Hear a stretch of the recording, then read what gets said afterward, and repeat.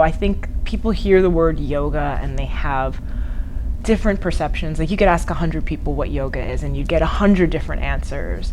And some people say, oh, yoga, I tried that once and it was all this jumping around and it was all these 20-something-year-olds bending themselves into pretzels, and that's just not for me. And it makes my heart hurt when I hear those types of things, because that person had a very specific experience that wasn't the right class for them, and they don't realize that there's hundreds of different types of yoga, and every teacher is going to offer a different class. And so the class that I do and the class we're going to do here at the Force Conference is it's very breath-centric. It's about breathing and connecting in with your body. And it's not about pushing yourself to like a physical limitation point.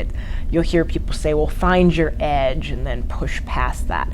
And that can be very helpful when you're lifting weights or running, but not with yoga, because you're going to hurt yourself if you do that. And I'm all about not hurting yourself.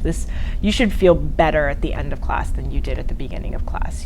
This is not about getting a workout and sweating and all that stuff, which is great in other contexts, but just not with yoga.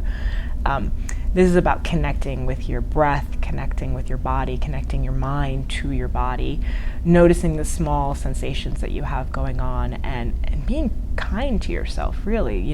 It's not about what the person next to you is doing or even what you were able to do yesterday, because we all feel different on a day-to-day basis. One day you can bend down and touch your toes, no problem, and the next day you're like, whoa, I'm a little tight today, and there's a reason for that. Maybe you sat, or maybe you slept in a weird position, and it's fine, and you shouldn't push yourself to do what you were doing yesterday, because you could potentially hurt yourself. That's when injury happens.